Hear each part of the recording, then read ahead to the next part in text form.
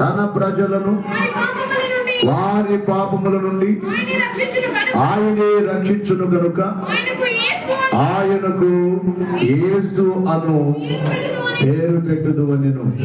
ఇదిగో కన్యక గర్భవతి అయి కుమారుని కనును, ఆయనకు ఇమ్మానుయేలు అను పేరు పెట్టుదురనెను. ప్రభువు తన ప్రవక్త ద్వారా పలికిన మాట నెరవేరునట్లు ఇదంతయు జరిగెను. ఇమ్మానుయేలు అను పేరునకు భాషాంతరమున దేవుడు మనకు తోడు అర్థము. క్రీస్తు ప్రభునందు ప్రియమైన దేవుని యొక్క విశ్వాసులారా, కూడి ఉన్న మనకెల్లరుకును మన ప్రభు అయిన యేసు క్రీస్తు వారి యొక్క నామమున కృపా సమాధానములు, క్రిస్మస్ దీవెనలు, శుభములు, ఆశీర్వాదములు మెండుగా దేవుడు మనకెల్లరకు అనుగ్రహించును గాక. ఆమేన్. కొద్ది నిమిషాలు దేవుని మాటలు జాగ్రత్తగా వినాలని దేవుని సేవకునిగా మీకు మనవి చేయించున్నాను.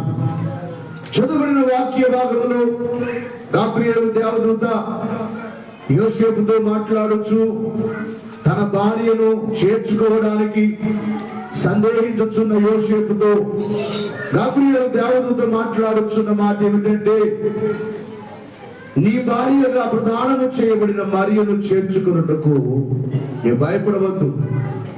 ఆమె గర్భము ధరించినది పరిశుద్ధాత్మ వలన కలిగినది.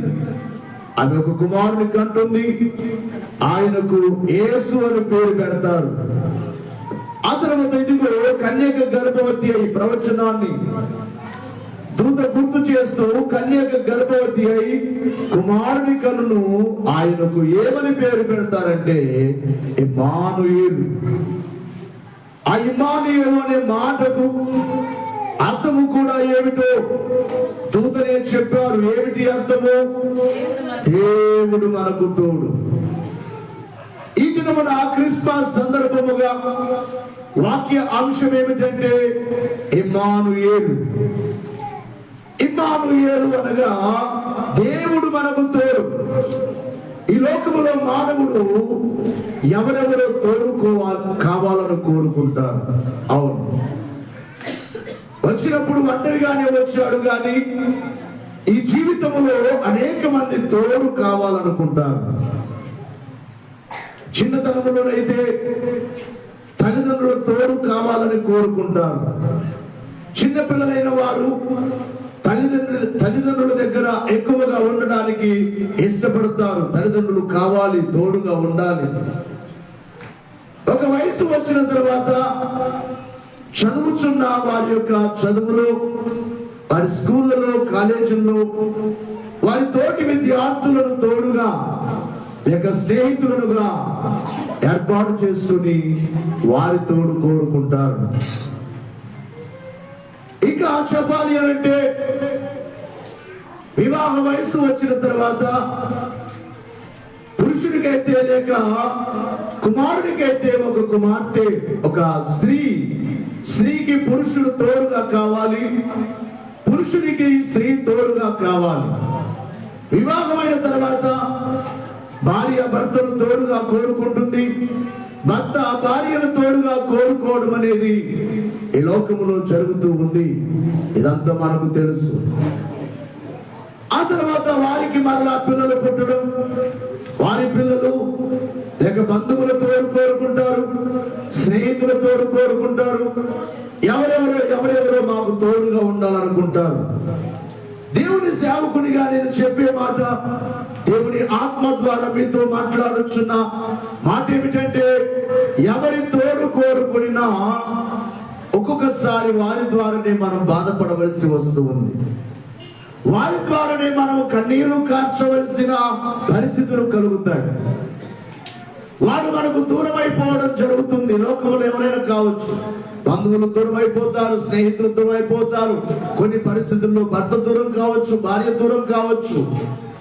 ఎవరు ఈ లోకములో మనకు శాశ్వత కాలము తోడుగా ఉండేవారు లేరు. మరి యేసుక్రీస్తు వారి లోకమునకు ఎందుకు వచ్చారు అంటే తోడుగా ఉండడానికి. ఆయన పేరులోనే అర్థం ఏమిటంటే దేవుడు మనకు తోడు, దేవుడే మనకు తోడు. చాలా బాగా వినాలి మాట. ఈ క్రిస్మస్ సందర్భముగా ఈ రోజున మీ అందరూ ఒక తీర్మానం చేసుకుని వెళ్ళాలి. ఆ తీర్మానంతో మీరు వెళ్ళినట్లయితే వచ్చే సంవత్సరానికి మీరు గొప్పగా దేవుని సన్నిధిలో సాక్ష్యం చెప్తారు.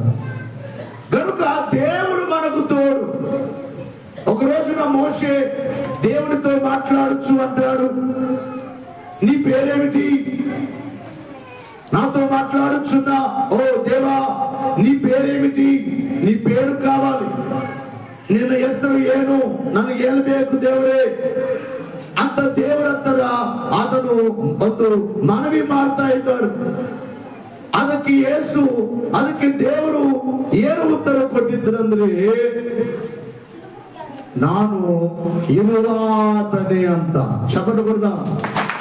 అతని పేరేమిటి? ఆయన పేరేమిటి? ఒకసారి నిర్గమకాండం 3వ అధ్యాయం మనకు తెలిసిన వచనమే 14వ వచనములో అందుకు దేవుడు దేవుడు అంటున్నాడు. ఆ పై వచనాలు ఒకసారి చదువుకున్నాడు. మోషే చిత్తగించుము, నేను ఇశ్రాయేలీయుల వద్దకు వెళ్ళి వారిని చూచి మీ పితరుల దేవుడు మీ యొద్దకు నన్ను పంపెనని వారితో చెప్పగా వారు ఆయన పేరేమని అడిగిన యెడల వారితో ఏమని పేరు చెప్పవలనని దేవుడిని అడిగాను. బాగా వినాలి. నీ పేరు చెప్పయ్యా. నీవు ఇశ్రాయేలు దగ్గరికి వెళ్ళమంటున్నావు. ఐగుప్తు దేశంలో ఇశ్రాయేలు తీసుకొని రమ్మంటున్నావు. వారు అడుగుతారు, ఎన్నెవరు పంపించారు? నిన్ను పంపించిన దేవుని పేరేమిటి? ఆయన పేరు చెప్పమంటే నేనేమని చెప్పాలి? అందుకనే దయచేసి నీ పేరు నాకు చెప్పు అంటున్నాడు. అందుకు ఆయన సమాధానం ఏం చెప్తున్నాడంటే, పేరు చెప్పట్లేదు. ఇక్కడ పేరు చెప్పట్లేదు కానీ ఏమంటున్నాడు? నేను ఉన్నవాడను అనువాడనై ఉన్నాను. కన్నడ బైబిల్లో ఏముంది? నాను ఇరువాతనే. చెప్పలు కొడదాం. ఉండేవాడను, అంతమైపోయేవాడను కాదు. ఉన్నవాడు అనువాడు అనగా తెలుగు బైబిల్ అర్థం ఏమిటంటే అనాది కాలము నుంచి ఉన్నవాడు, ఈ భూమి ఆకాశములు లేని కాలము నుంచి ఉన్నవాడు. ఈ మధ్య భజన చేస్తుంటారు కొంతమంది. ఒక మనిషి చనిపోయి ఉంటాడు, వాడిని సమాధి చేస్తుంటారు. వాని గురించి పాడుతున్నారు, నీవే సృష్టికర్త, నేనే దేవుడు, నీ నీళ్ళందరే సృష్టి. నాకు మతిపోయింది ఆ మాటలు విని. ఏమిటి? మట్టిలో కలిసిపోయిన మనిషి ఎలా దేవుడు అవుతాడు? కాదు కాదు కాదు, అనాది నుంచి ఉన్నవాడు. ఆయన పేరే ఉన్నవాడు, ఇరువాతనే. ఉండేవాడు, ఉండు నన్నువాడు, నీతో మాట్లాడుతున్నాను అంటాడు మోషేతో. దేవుడు ఉండేవాడు, అంతమైపోయేవాడు కాదు. అనాది కాలం నుంచి ఆయన ఉన్నాడు. ఎందరో ఈ ప్రపంచంలో అంతరించిపోయారు. రాజులు అంతరించిపోయారు, చక్రవర్తులు అంతరించిపోయారు, గొప్ప గొప్ప జ్ఞానులని పిలువబడిన వారు, పండితులని పిలువబడిన వారు, న్యాయ ఖగోళ భూగోళ శాస్త్రాలు తెలిసిన వారు ఎందరో ఈ లోకాన్ని విడిచి వారు మట్టిలోనే కలిసిపోయారు. కానీ అంతము కాని వారు ఒకరున్నారు. ఈ లోకంలో ప్రతి మానవుడు కూడా తెలుసుకోవలసిన సత్యం ఇదే. ఆయన పేరు ఉన్నవాడు. ఇక్కడ యోసేపుతో కూడా మాట్లాడుతున్న మాట ఏమిటంటే, ఇదిగో ఆయన పేరు దేవుడు మనకు తోడు ఉండేవాడు, తోడుగా ఉండేవాడు. ఎవరు విడిచిపెట్టినా. అందుకే మన తండ్రి గారు దేవదాసయ్య గారు పాట పాడుచు అన్నారు, నన్ను అందరూ అన్ని విడచిన ఎన్నడు విడువనట్టి యేసు నాకు కావాలి. ఎంత చక్కగా పాడారో తండ్రి గారు. నన్ను అందరూ అన్ని విడిచిన. అవును, మరి మన అన్నదమ్ములు మనం విడిచిపెట్టవచ్చు, మన బంధువులు మనం విడిచిపెట్టవచ్చు, మన ద్వారా మేలు పొందిన వారు మనకు మోసం చేయవచ్చు, ఎవరైనా మనం విడిచిపెట్టవచ్చు. అందరూ విడిచినా ఎన్నడూ విడువని వారు ఒక్కరు మాత్రమే ఉన్నారు. ఆయన పేరు ఇమ్మానుయేలు. ఆయన పేరు ఉన్నవాడు అనువాడు. ప్రియులారా, గమనించాలి జాగ్రత్తగా. దేవుడు ఉండేవాడు. ఈ మాట క్రీస్తు పూర్వం 700 సంవత్సరాలకు చెందిన యెషయా ప్రవక్త దగ్గరికి దేవుడు తన ఆత్మతో ప్రవక్తను నింపి, ప్రవక్త యొక్క ప్రవచనము కూడా ఏమిటి? యెషయా గ్రంథం 7వ అధ్యాయము 14వ వచనములో రాయబడిన మాట, కాబట్టి ప్రభువు తానే నీకు ఒక సూచన చూపును, ఆలకించుడి. కన్యక గర్భవతి అయి కుమారుని కనును, అతనికి ఇమ్మానుయేలు అని పేరు పెట్టును. కన్యక గర్భవతి అవుతుంది, ఒక కుమారుని కంటుంది, ఆయనకు ఒక పేరు పెడతారు. ఆ పేరు ఇమ్మానుయేలు. ఆ పేరుకు అర్థం ఇక్కడ దూత చెప్పారు. సరే, ఇమ్మానుయేలు అనగా దేవుడు మనకు తోడు. ఇంతవరకు అంశములోనికి వెళ్ళలేదు కానీ ఉపఘాతముగా మీతో దేవుని ఆత్మ ద్వారా మాట్లాడొచ్చు. దేవుడు మనకు తోడుంటే మనకేంటి మేలు? దేవుడు మనకు తోడుగా ఉంటే మన జీవితం ఏమవుతుంది? ఈ సత్యాన్ని ప్రతి వారు గమనించాలి. దేవుడు తోడుగా ఉంటే మొదటిగా మన జీవితం వర్ధిల్లుతుంది. ఎవరైతే దేవుడు తోడు కోరుకుంటారో, ఎవరైతే ఇమ్మానుయేలు మాతో ఉండాలనుకుంటారో, ఇమ్మానుయేలు ఎవరితోనైతే ఉంటారో, ఈ ఇమ్మానుయేలైన ప్రభువైన యేసుక్రీస్తు వారిని ఎవరైతే కోరుకుంటారో వారి జీవితం వర్ధిల్లుతుంది. అది తండ్రి అయిన దేవుని తోడు కోరుకున్నా, ఉన్నవాడు అనువాడని చెప్పిన దేవుని తోడు కోరుకున్నా, కుమారునిగా వచ్చిన ఇమ్మానుయేలు తోడు కోరుకున్నా, వారి జీవితం ఏమవుతుందంటే వర్ధిల్లుతుంది. దేవుడు ఎవరితో అయితే ఉంటారో వారు వర్ధిల్లుతారు. వారి జీవితం అలాగే ఉండదు. కొంతమందిని చూస్తాం, ఎన్ని సంవత్సరాలు వెళ్ళినా వారి జీవితాల్లో వృద్ధి ఉండదు. ఏ ఇంటిలో ఉంటారో ఆ ఇంటిలోనే ఉంటారు. ఏ పరిస్థితులు ఉంటాయో ఆ పరిస్థితుల్లోనే ఉంటారు. ఏ దీన స్థితిలో ఉంటారో ఆ దీన స్థితిలోనే ఉంటారు. ఏ బీద స్థితిలో ఉంటారో ఆ బీద స్థితిలోనే ఉంటారు. ఏ కష్టంలో ఉంటారో ఆ కష్టంలోనే ఉంటారు. కారణం ఏమిటంటే వారికి దేవుడు తోడుగా లేడు. దేవుడు తోడుగా ఉన్న వారి జీవితం ఏమవుతుందని దేవుని వాక్యం మనకు తెలియజేస్తుంది. పరిశుద్ధ గ్రంథములో రాయబడిన మాటలు చూసినట్లయితే ఆదికాండం 39వ అధ్యాయము 2వ వచనములో, ఆదికాండం 39 2వ వచనములో, ఆదికాండం 39 21వ వచనములో, ఆదికాండము 41 40వ వచనములో చూస్తే యెహోవా యోసేపునకు తోడయుండెను గనుక అతడు వర్ధిల్లుచు తన యజమానులకు ఆ ఐగుప్తుని ఇంట యుండెను. యెహోవా తనకు తోడయుండెను అని అతడు చేసినదంతయు అతని చేతిలో యెహోవా సఫలము చేసిననియు అతని యజమానుడు చూచినప్పుడు యోసేపు మీద అతనికి కటాక్షము కలిగి కనుక అతని యొద్ద పరిచర్య చేయవారులో వాడాయను. మరియు అతడు తన ఇంటి మీద విచారణకర్తగా అతనిని నియమించి తనకు కలిగినదంతయు అతని చేతులకు అప్పగించారు. చప్పట్లు కొడతాం. అన్ని వేయబడిన యోసేపు ఒకరింటిలో బానిసగా పనిచేస్తూ ఉన్నాడు.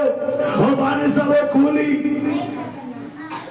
ఈ కూలివాడే గాని బానిసే గాని అన్ని వేయబడ్డాడు. గాని ఇక్కడ మనం చదువుకున్నాం 2వ వచనములో యోసేపునకు ఎవరు తోడుగా ఉన్నారు?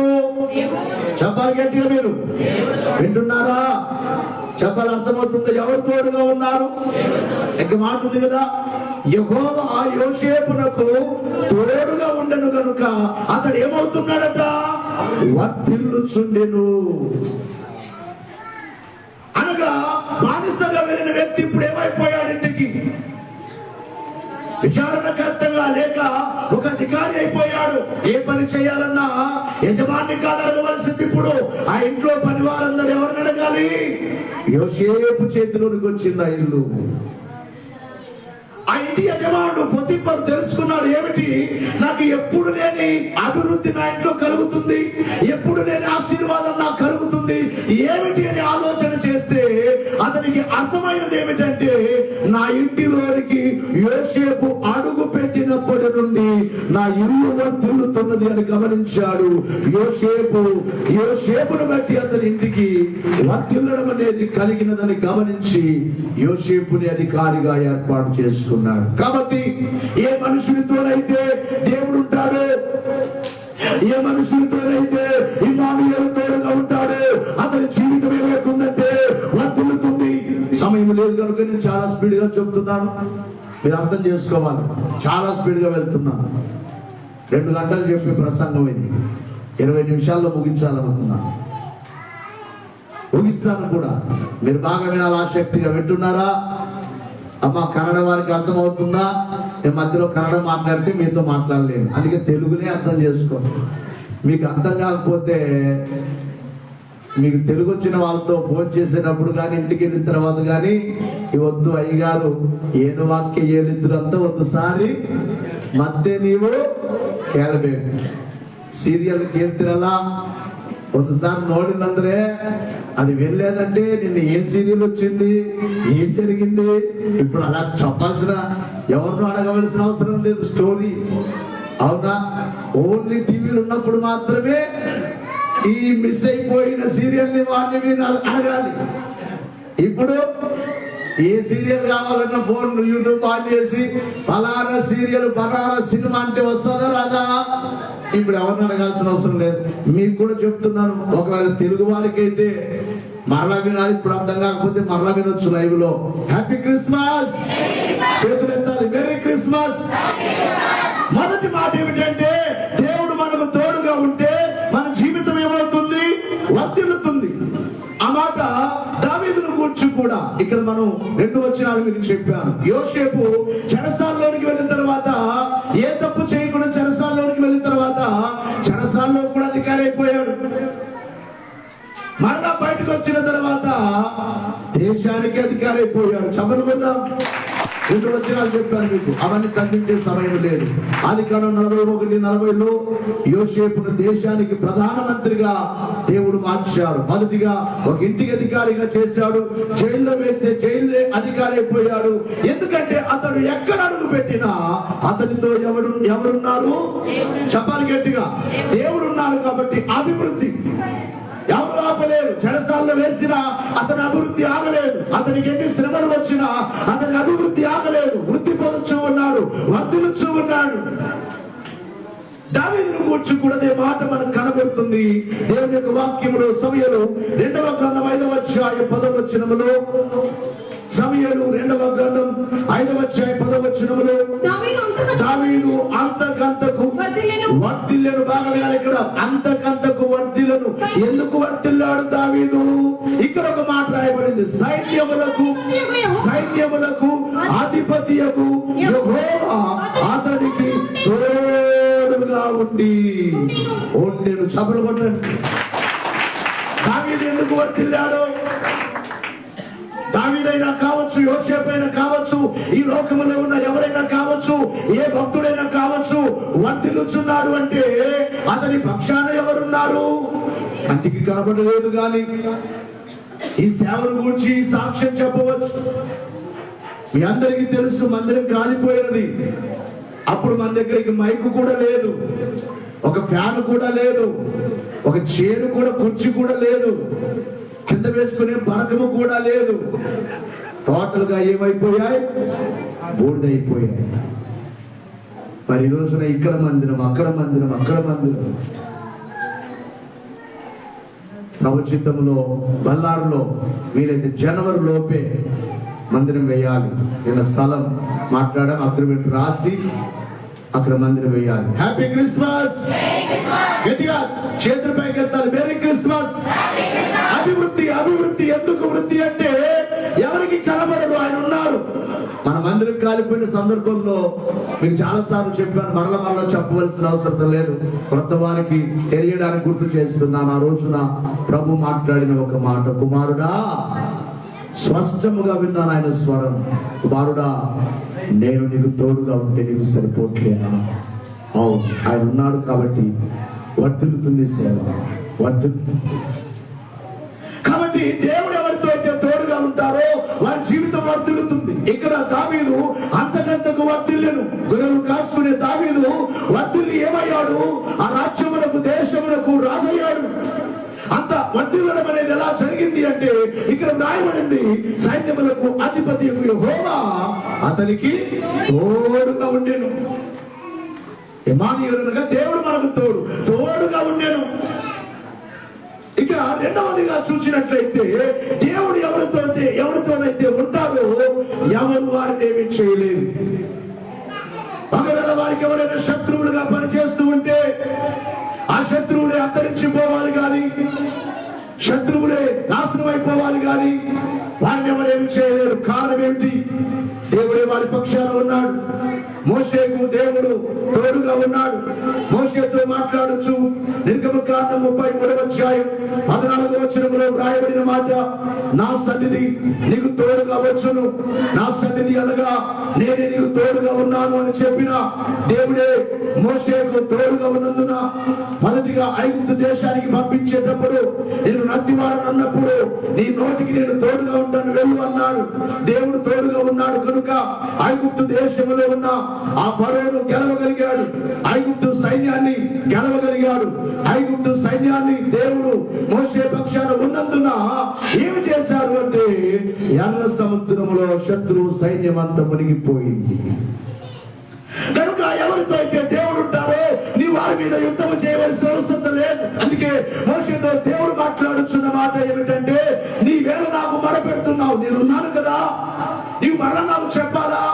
నీకేం జరుగుతుందో నేను చూస్తున్నాను కదా, నీకు శత్రువులు వెనక నుంచి తరపుచున్నారు నాకు తెలుసు కదా, ముందు ఎర్ర సముద్రం ఉన్నది నాకు తెలుసు కదా, ఈ ప్రజలందరినీ మీద సరుగుతున్నారు నాకు తెలుసు కదా, నీ వేళ నాకు మొరపెట్టుచున్నావు, సాగిపోవుడి.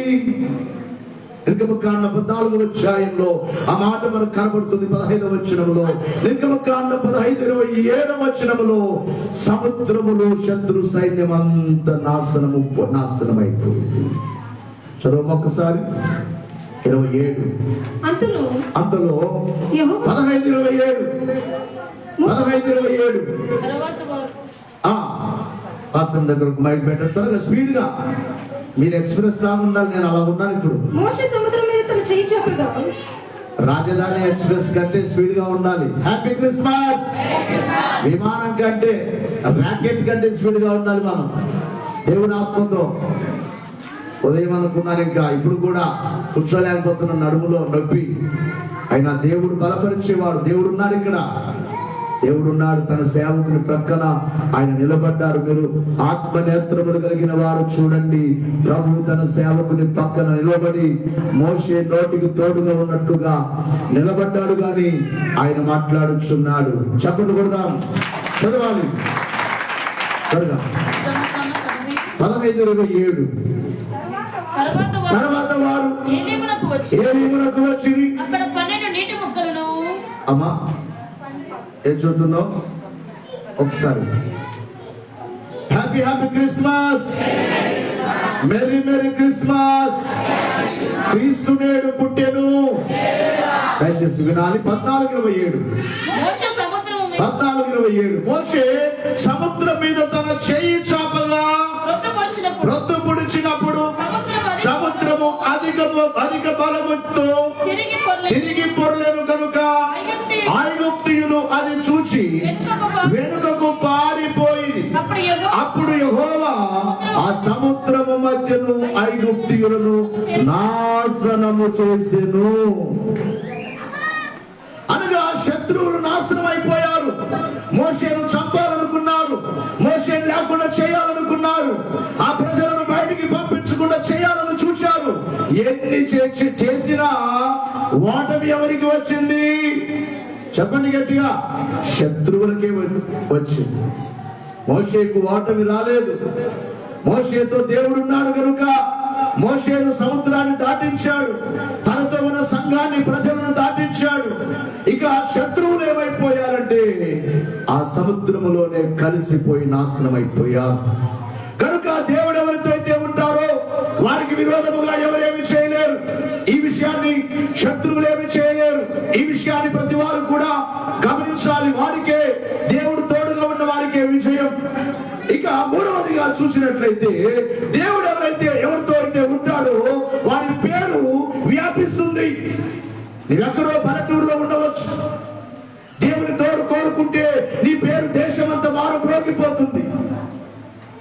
నీవెక్కడో పనికిరాని వాడుగా పనికిరాని దానిగా ఉండవచ్చును. నీ పేరు మారి మ్రోగిపోతుంది. ప్రపంచమంతా నీ పేరు వ్యాపించాలి అంటే దేవుడు నీతో ఉండాలి. ఇమ్మానుయేలు నీతో ఉండాలి. ఇమ్మానుయేల్. దేవుని యొక్క వాక్యంలో చూసినట్లయితే యెహోషువ గ్రంథం 1వ అధ్యాయము 5వ వచనంలో దేవుడు మాట్లాడుచు, నేను మోషేకు తోడుగా ఉన్నట్లు నీకును తోడుగా ఉన్నాను. నీవు నిబ్బరము కలిగి ధైర్యముగా ఉండుము. నీ ఎదుట చదవనమా నిన్ను విడువను, నిన్ను ఎడబాయను. నిబ్బరము కలిగి ధైర్యముగా ఉండుము. వారికి చెదనని నేను వారి పితరులతో ప్రమాణము చేసిన ఈ దేశమును నిశ్చయముగా నీవు స్వాధీనపరుచుకుంటావు. అయితే నీవు నిబ్బరము కలిగి జాగ్రత్తపడి ధైర్యముగా ఉండు. యెహోషువ భయపడవద్దు, నిబ్బరంగా ఉండు, ధైర్యంగా ఉండు. ఎందుకు అనంటే నీవు బ్రతుకు దినములన్నిటను ఏ మనుషుడు నుండి ఎదుట నిలువలేడు. ఇక్కడ అంటున్నాడు, నేను మోషేకు తోడైనట్లు నీకును తోడైన్నాను కనుక నిన్ను విడువను, నిన్ను ఎడబాయను అని ఆయన చెప్తున్నాడు. నిబ్బరము కలిగి ధైర్యముగా ఉండుము, నేను నీకు తోడుగా ఉన్నాను. ఎవరు నిన్నేం చేయలేరు. నేనుండగా ఎవరేమి చేయగలరు? పరమదేవుండే నా పక్షమై ఉండగా నరుడేమి చేయగలడు? పాపపరుడేమి చేయగలడు అన్నారు దైవజనుడు. దేవుడే మన పక్షాన ఉండగా ఎవరేమి చేయగలరు? శత్రువులు గెలవగలరా? మనలో నేడు శత్రువులు గెలవగలరా? సాతాను గెలవగలడా? అతనికి ఉన్న దూతాన్ని గెలవగలడా? పాతాళము గెలుచునా ప్రభుని సభకి గెలుపునన్నారు. కాబట్టి దేవుడు మనకు తోడుగా ఉంటే మన పేరు వ్యాపిస్తుంది. ఆ మాట యెహోషువ గ్రంథం 6వ అధ్యాయము 12వ వచనాన్ని ఒకసారి చదవండి. 27వ వచనం 6:27.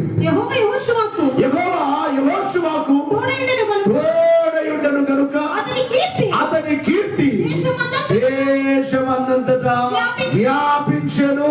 3వ మాట ఏమిటంటే దేవుడు మనకు తోడుగా ఉంటే మన కీర్తి, మన పేరు ఎక్కడ వ్యాపిస్తుంది? బాగా మాట్లాడాలి. మీరు పురుగుల్లోనే ఉన్నాం. ఎక్కడికి వెళ్తుంది? నీ పేరు ఎక్కడి వరకు వెళ్తుంది? మాట్లాడలేదు. దేశమంతా వ్యాపింపజేస్తారు. ఎవరుంటే గట్టిగా చెప్పాలి. మీరు సమాధానం మాకు అవసరం లేదయ్యా అన్న చెప్తున్నాను. ఎవరు కావాలి? చేతులెత్తి చెప్పాలయ్యా. అమ్మా ఎవరి తోడు కావాలి? నా బంధు బలిగిద్రే సాకయ్యా అంటారు కొంతమంది. ನಾವು ದೇವ್ರಿಗೆ ಹೋಗ್ತಾ ಇದ್ರೆ ನಮ್ ಬಂಧು ಬಳಗ ನಿಮ್ಮನೆಗೆ ನಾವು ಬರಲ್ಲ ಅಂತ ಹೇಳ್ತಾ ಇದ್ರಯ್ಯ. ಮತ್ತೆ ನಮ್ ಬಂಧು ಬಳಗಲಿ ಬಿಡ್ತ್ರಿ ಹೆಂಗಯ್ಯ, ನಮ್ಮ ಮಕ್ಕಳಿಗೆ ಮದುವೆ ಹೆಂಗಯ್ಯ? ಹೌದಾ? ತಪ್ಪು ಮಾತನಾಡ್తుంటే ಕ್ಷಮಿಸಂడి. ಹ್ಯಾಪಿ ಕ್ರಿಸ್ಮಸ್ ಬೇಕು ನಮಗೆ, ಮತ್ತೆ ಬೇಕಲ್ಲಯ್ಯ. ನಮ್ಮ ಅಣ್ಣ ತಮ್ಮರು, ನಮ್ಮ ತಂಗಿ ಅಕ್ಕ ತಂಗಿಯರು, ನಮ್ಮೆಲ್ಲ ಬಂಧು ಬಳಗ ಬೇಕು. ಮತ್ತೆ దేవుడు ಬೇಕಂದ್ರೆ ಅವರು ಬರಲ್ಲ ಅಂತಾరు. చెప్పండి, నిజమైన విశ్వాసం ఎవరు కావాలి? చెప్పాలి గట్టిగా. నా బంధువులందరూ నాకు దూరం అయిపోయినా ఎవరు కావాలి? నన్ను అందరూ అన్ని విడచినా ఎన్నడూ విడువనట్టి యేసు కావాలి.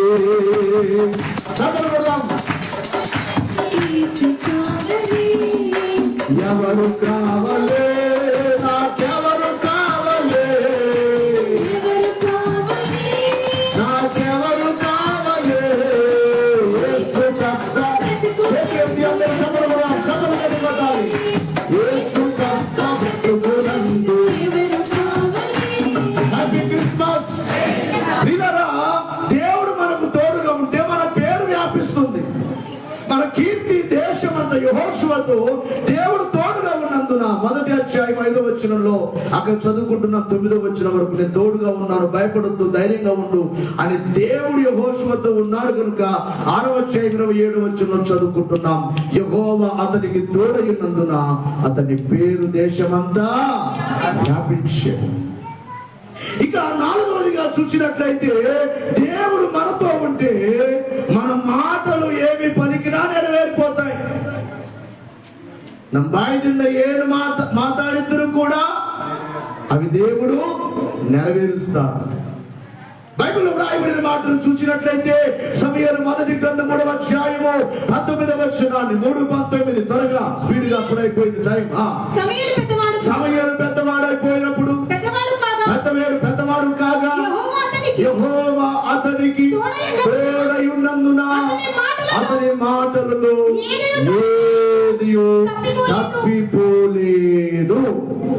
అంటే సమూయేలు నోటి వెంబడి ఏ మాట మాట్లాడినా నేను చెప్పాలి, ఏ మాట మాట్లాడినా నెరవేరిపోతుంది. కారణం ఏంటి? ఇక్కడ ప్రతి చోట ఒక మాట కనబడుతుంది. ఎవరి తోడు? ఇమ్మానుయేలు అంటే ఎవరి తోడు? దేవుడు మనకు తోడు. ఈ దేవుడు మనకు తోడుగా ఉంటే మన నోటి వెంబడి ఈ సమయంలో మీకు ప్రవచనం చెప్పాలని పరిశుద్ధాత్మ దేవుడు నన్ను ప్రేరేపిస్తున్నారు. లేచి నిలబడండి. దేవుడు ఈ సేవకుని నోటి వెంబడి మాట్లాడే మాట మీ జీవితంలో నెరవేర్చబోతున్నాడు. నేను మిమ్మల్ని ఆశీర్వదించుచుండగా విశ్వాసంతో ఆమేన్ చెప్పండి. దేవుని సేవకునిగా మీతో చెబుతూ ఉన్నాను పరిశుద్ధాత్మతో. ఎందుకంటే ఇందాక చదువుకున్నట్లుగా యోసేపునకు తోడుగా ఉన్నట్లుగా, మోషేకు తోడుగా ఉన్నట్లుగా, యోషువకు తోడుగా ఉన్నట్లుగా సమూయేలుకు కూడా దేవుడు తోడుగా ఉన్నాడు. దావీదునకు కూడా దేవుడు తోడుగా ఉన్నాడు. బైబిల్లో ఉన్న భక్తులకు దేవుడు తోడుగా ఉన్నారు. దైవజనులు ఒంటరి వారు అన్నప్పుడు దైవజనులతో నేనున్నాను అన్నాడు దేవుడు. ఈ సేవకునితో కూడా ఒక రోజున దేవుడు మాట్లాడొచ్చు నేను నానన్నాను కనుక, దేవుడు ఈ సేవకుని ప్రక్కన ఉన్నాడు కనుక ఈ సేవకుడు ఈ క్రిస్మస్ శుభ సందర్భముగా మీకు దీవెనలు ప్రకటిస్తూ ఉండగా ఆమేన్ చెప్పండి. దేవుడు నెరవేరుస్తారు. ఈ క్రిస్మస్ పండుగలోనికి వచ్చిన మీ కుటుంబములను దేవుడు వర్ధిల్ల చేయును గాక. మీ ప్రతి దుఃఖము దేవుడు సంతోషముగా మార్చును గాక. మీ అప్పులని దేవుడు తీర్చివేయును గాక. మీ కుటుంబములలో సమాధానము దేవుడు దయచేయును గాక. మీ యొక్క బిడ్డల యొక్క జీవితాలను దేవుడు వర్ధిల్ల చేయును గాక. చదువుచున్న బిడ్డల యొక్క చదువుల్లో దేవుడు ఆశీర్వదించి వారికి గొప్ప ఉద్యోగములు ఇచ్చి ఆశీర్వదించును గాక. వివాహం కావలసిన బిడ్డలకు తగిన సమయంలో వారిని సిద్ధపరిచి వివాహములు దేవుడు జరిగించును గాక. సంతానము లేని బిడ్డలకు దేవుడు వారి గర్భములను తెరచి సంతాన భాగ్యము దయచేయును గాక. దీర్ఘకాల వ్యాధులతో బాధపడుచున్న వారికి ఇప్పుడే దేవుడు సంపూర్ణ స్వస్థత అనుగ్రహించును గాక. దేవుడు మీ అందరి తలల మీద ఆయన సమృద్ధి అయిన ఆశీర్వాదములతో నింపును గాక. వ్యవసాయం చేయించిన బిడ్డలను వారి వ్యవసాయాన్ని దేవుడు దీవించును గాక. వ్యాపారాలు చేయించిన బిడ్డల వ్యాపారములు దేవుడు దీవించును గాక. ఆయా పనులు చేయించిన బిడ్డలను ప్రతి పనిలో దేవుడు ఆశీర్వదించును గాక. సమూయేలుకు దేవుడు తోడుగా ఉన్నందున అతని నోటిలో మాట్లాడిన ప్రతి మాట చెప్పండి. అందుకని నేను తీర్మానం చేసుకున్నాను, మిమ్మల్ని ఎవరిని ఎప్పుడు నేను శపించను. నా నోటి వెంబడి మీకు ఆశీర్వాదమే. ఎందుకంటే సమూయేలుతో ఉన్న దేవుడు ఈ సేవతో కూడా సేవకులతో కూడా ఉన్నానన్నారు కనుక ఈ మాటలు మీ జీవితాల్లో నెరవేరును గాక. ఈ ఆశీర్వాదాలన్నీ మీకు కలుగును గాక. గమనించాలి. ఐదవదిగా చూసినట్లయితే దేవుడు తోడుగా ఉన్నవారు దేవాలయము కడతారు. దేవుని మందిరము కట్టాలంటే ఎవరు తోడుగా ఉండాలి? దేవుడు తోడుగా ఉన్నవారు దేవుని మందిరం కడతారు. బైబిల్లో మనం చూసినట్లయితే దేవుని యొక్క వాక్యములో వ్రాయబడిన మాట రాజుల మొదటి గ్రంథము ప్రియుల మొదటి అధ్యాయము 37వ వచనములో, దినవృత్తాంతముల మొదటి గ్రంథము 22వ అధ్యాయం 11వ వచనములో, దినవృత్తాంతముల మొదటి గ్రంథము 22వ అధ్యాయం 16వ వచనములో ఈ వచనాల్లో మనం చూస్తే యెహోవా నా ఏలిన వాడవగు రాజువునగు నీవు తోడుగా ఉండినట్లు నీకు తోడుగా ఉండినట్లు ఆయన సొలొమోనునకు తోడుగా ఉండి బాగా వినాలి, సొలొమోనునకు తోడుగా ఉండి నా ఏలినవాడైన దావీదుతో దేవుడు ప్రవక్త ద్వారా మాట్లాడుచున్న మాట, నా ఏలిన వాడవైన రాజుకు దావీదు యొక్క రాజ్యము కంటే అతని రాజ్యము బలముగా చేయునుగాక ఆమేను. ఇక్కడ సొలొమోనుతో ఎవరు తోడుగా ఉన్నారు? బాగా వినాలి, రాజు సొలొమోనునకు తోడుగా ఉంటారు అనే మాటను ఇక్కడ చూస్తున్నాం. తోడుగా ఉన్న సొలొమోను ఏం చేశాడు? మొదటి దినవృత్తాంతముల గ్రంథం 22:11. నా కుమారుడా యెహోవా నీకు తోడుగా ఉన్నాడు గనుక ఉండును గాక. నీవు వర్ధిల్లి నీ దేవుడైన యెహోవా నిన్ను గూర్చి సెలవించిన ప్రకారం ఆయనకు మందిరమును కట్టించుదువు గాక. దావీదు ఆశీర్వదిస్తున్నాడు తన కుమారుడు. నా కుమారుడా యెహోవా నీకు తోడుగా ఉన్నాడు. అమ్మా వినాలి మనసు పెట్టి, నా కుమారుడా యెహోవా నీకు తోడుగా ఉన్నాడు కాబట్టి నీవు వర్ధిల్లుతావు, నీ దేశం వర్ధిల్లుతుంది, నీవు వర్ధిల్లుతావు. బైబిల్లో రాయబడింది, ఇంతకుముందు కూడా చెప్పాను, సొలొమోను భోజనపు ఖర్చు ఈ దినాల లెక్కల ప్రకారం అయితే ఒక రోజుకు 1 కోటి రూపాయల కంటే ఎక్కువ అతని ఇంట్లో భోజనపు ఖర్చు. చప్పట్లు కొట్టండి. Happy Christmas. ఎందుకు? ఎవరున్నారు? యెహోవా నీకు తోడుగా ఉండును గాక అని ఆశీర్వదిస్తూ యెహోవా నీకు తోడుగా ఉన్నారు కాబట్టి నీవు ఆయనకు ఆలయము కట్టుదువు గాక, మందిరము కట్టుదువు గాక. ఎవరితోనైతే దేవుడు తోడుగా ఉంటారో వారు దేవాలయమును కడతారు. ఆ మాటను దినవృత్తాంతముల మొదటి గ్రంథం 22:16. లెక్కింపలేనంత బంగారమును వెండియు ఇత్తడియు ఇనుమును నీకు ఉన్నవి కాబట్టి నీవు పని పూనుకొనుము, యెహోవా నీకు తోడుగా ఉండును గాక. ప్రతి చోట ఇదే మాట, ఎవరు తోడుగా ఉండును గాక? మీ బిడ్డలను కూడా మీరు ఇలాగా ఆశీర్వదిస్తున్నారా? కొంతమంది ఏం చేస్తున్నారు? శపిస్తున్నారు. వద్దు వద్దు వద్దు. నా కుమారుడా యెహోవా నీకు తోడుగా ఉండును గాక, నా కుమారుడా నీవు వర్ధిల్లుదువు గాక, నా కుమారుడా ఇదిగో నీ కొరకు నేను సిద్ధపరిచాను, నీవు దేవుని మందిరము కట్టుదువు గాక అన్నట్లుగానే సొలొమోను దేవుని మందిరాన్ని మొట్టమొదటి మందిరం కట్టిన వారు సొలొమోనుగా మనకు కనబడుతున్నాడు. Happy Christmas. ఇక 6వదిగా చూసినట్లయితే దేవుడు ఎవరితో అయితే ఉంటాడో వారికి మేలు కలుగుతుంది, కీడు కలగదు. దేవుడు మనతో ఉంటే కీడు కలగదు. ఈ రోజు ఎంతమంది కీడులో పడిపోతున్నారు, ప్రమాదాల్లో పడిపోతున్నారు, యాక్సిడెంట్లకు గురైపోతున్నారు, అకాల మరణాలకు గురైపోతున్నారు, భయంకరమైన పరిస్థితుల్లో ఉంటున్నారు. ఏ కీడు నీకు రాకూడదంటే ఎవరు తోడుగా ఉండాలి? ఆయన తోడుగా ఉండాలి. ప్రియులారా, యెషయా గ్రంథము 7వ అధ్యాయం 28వ వచనం, ఆమోసు గ్రంథము ప్రియులారా 5వ అధ్యాయం 14వ వచనం, యెషయా గ్రంథము 8వ అధ్యాయము 22వ వచనం. మీరు త్వరగా స్పీడ్ గా చదవండి. నా దేవుడైన యెహోవా హస్తము నాకు తోడుగా ఉన్నందున నేను బలపరచబడి నాతో కూడా వచ్చుటకు ఇశ్రాయేలీయుల ప్రధానులను సమకూర్చి తిని. గమనించాలి, నా దేవుడి యెహోవా హస్తము నాకు తోడుగా ఉన్నది అనే మాట 8:22. యెషయా 8:22. మేలు. బాగా వినాలి. దేవుడు తోడుగా ఉంటే ఏం కలుగుతుంది అంటే మేలు కలుగ చేయుటకై ఆయనను ఆశ్రయించు వారందరికీ మా దేవుని హస్తము తోడుగా ఉండును గాని ఆయన హస్తము ఆయన ఉగ్రతయు ఆయన విసర్జించిన వారి మీద వచ్చునని రాజు కనుక మార్గమందులో శత్రువుల విషయమై మాకు సహాయము చేయనట్లు కాల్బలమును రౌతులను రాజునొద్ద కావలనని మనవి చేయుటకు సిగ్గుగా నాకు తోచాను. దేవుడే నాకు తోడుగా ఉండగా సైన్యము కావాలా? ప్రయాణానికి అవసరం లేదు. దేవుని మందిరం కట్టడానికి, పడిపోయిన ప్రాకారాలు కట్టడానికి వెళుతున్న ఎజ్రా చెబుతున్నారు, యెహోవా హస్తము మాకు తోడుగా ఉన్నది. ఎందుకు ఉన్నది అంటే మేలు కలుగ చేయుటకై.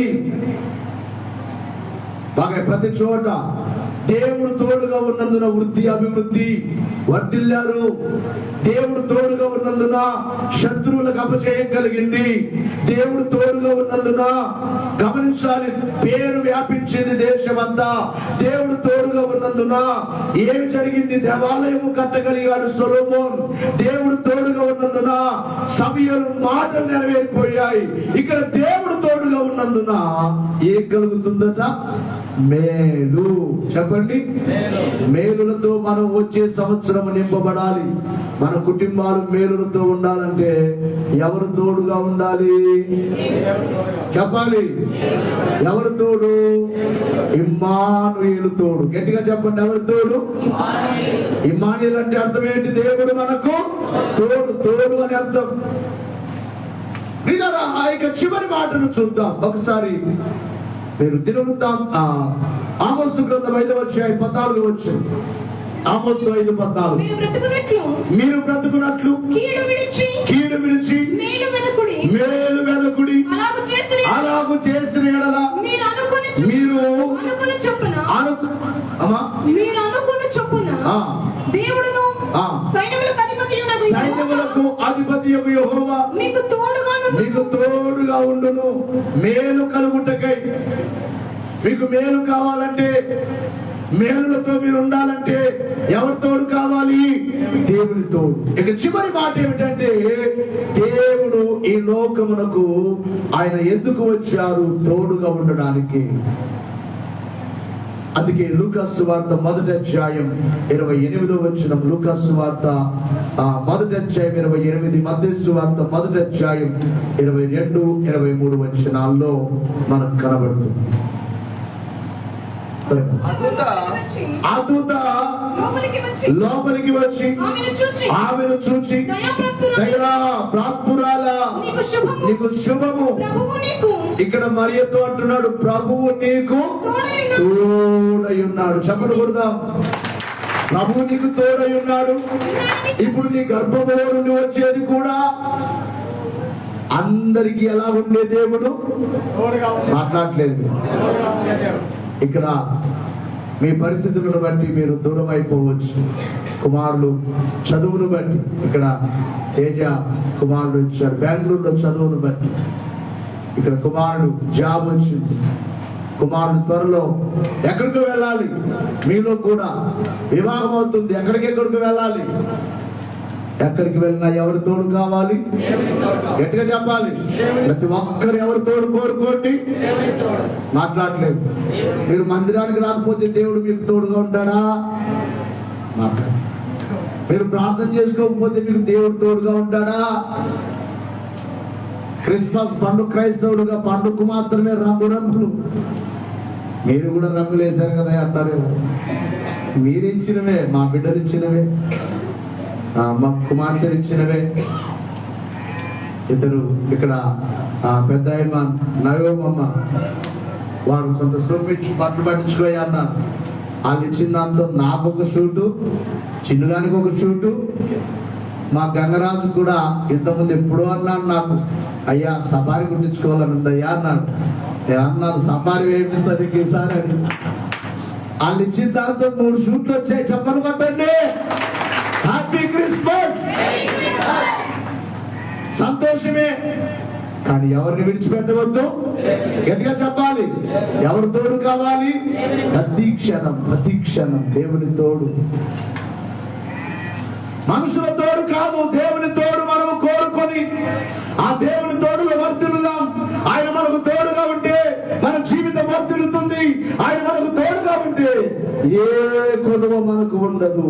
అందుకే దైవజనులు అన్నారు, నాకేమి కొదువ, నాదుడుండా. ఎవరుండా? దేవుడే నాతో ఉంటే నాకేం కొదువ? ఏం కొదువ లేదు. ఆయనలో ఉందా? ప్రతి ఒక్కరికి చెప్తున్నాను, ప్రభు తోడు కోరుకోనండి, ప్రభులో వర్తినండి. చాలా మాటలు ఉన్నాయి, చెప్పలేదు. ఇంకా రెఫరెన్స్లు చాలా ఉన్నాయి.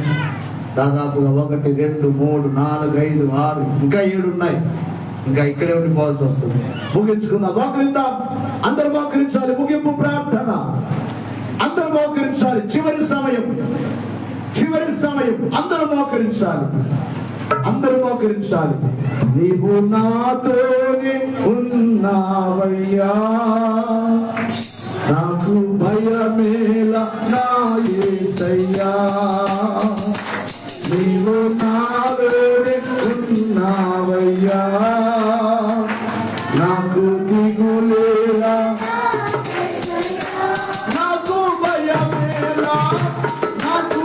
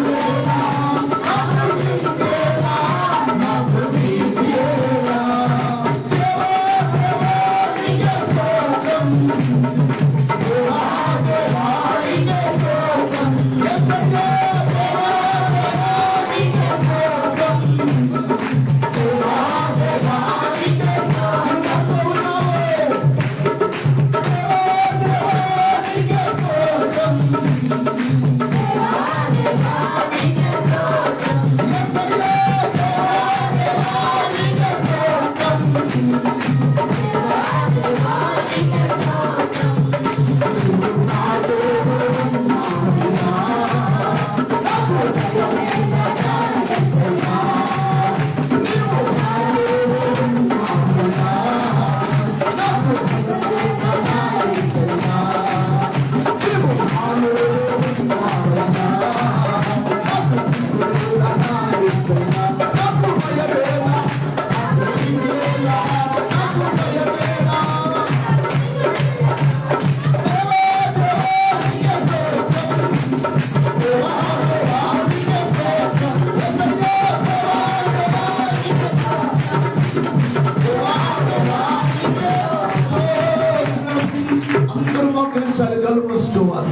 మరియ పుత్ర నామము ఇమ్మానుయేలగు, నరులకు దేవుణ్ణి తోడు నిరతము వరకు, ధరణి దేవుడుగాన వెరువెన్నడు, పరమ దేవుని సానము లభించే.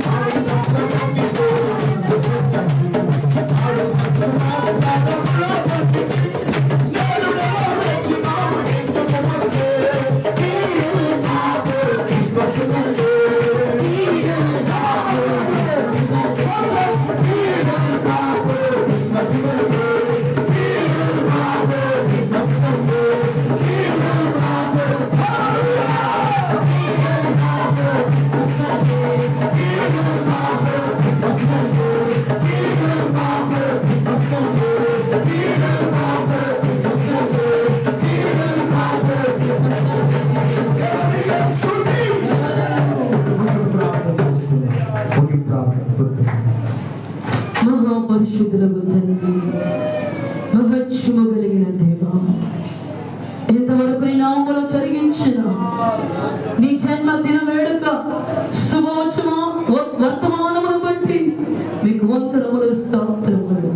ఈ లోకమునకు ఇమ్మానుయేలు దేవునిగా మాకు తోడుగా ఉండుటకు వచ్చి వేసిన దేవా, మీకు అనేకమైన వందనములు స్తోత్రములు నాయన. రైక దేవా, త్రికమైన తండ్రి, మీ ఘనమైన పాదములకు వందనములు స్తోత్రములు. పాపులను రక్షించుటకు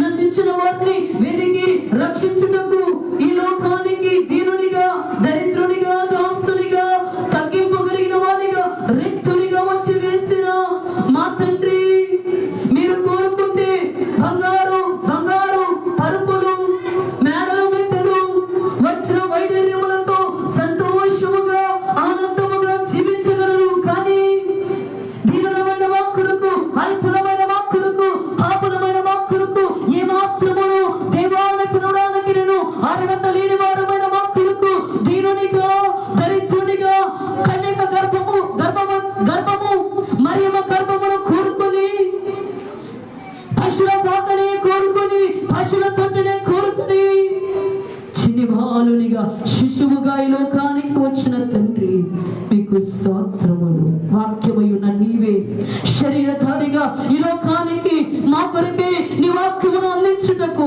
నీ వాక్కును మాకు భద్రపరచుటకు దేవా, ఈ లోకానికి వాక్యముగా వచ్చిన తండ్రి, మీకు స్తోత్రాలు. నేటి దినమందు నీ జన్మదిన వేడుకలోనికి వచ్చిన ప్రతి కుటుంబమును జ్ఞాపకము చేసుకొని, నీ తోడును కోరుకొని, నీ కంచెను కోరుకొని, లోక స్నేహాలు కాకుండా, లోకపు మనుషులను వారి యొక్క తోడులను కాకుండా, నిజమైన దేవుడు, నమ్మదగిన దేవుడు, నీతి కలిగిన దేవుడు, ఐశ్వర్యమనిచ్చు దేవుడు, ఆనందమనిచ్చు దేవుడు, సమాధానమనిచ్చు దేవుడు,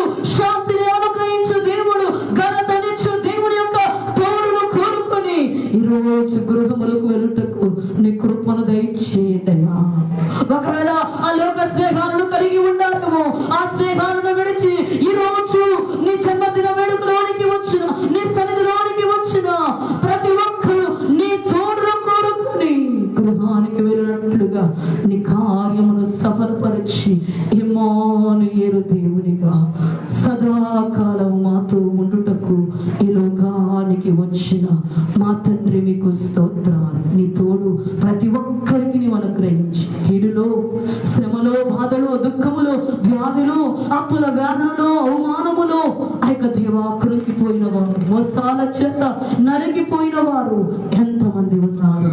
ప్రతి ఒక్కరిని నీవు విడిపించి నీ యొక్క కృపగలిగిన హస్తముల కింద భద్రపరచి నీ జన్మ వచనములు, సువార్త, శుభములు, ఆశీర్వాదములు, ఘనత, కీర్తి ప్రతి ఒక్కరికి అనుగ్రహించుమని మా కొరకై అతి శీఘ్రముగా రాబోవచ్చు ఉన్న నేటి దినమందు చిన్ని బాలునిగా మా మధ్యలో మసులుచు ఉన్న ప్రభువైన యేసు నామములు అడిగి విడుకొనుచున్నాము మా పరమ తండ్రి.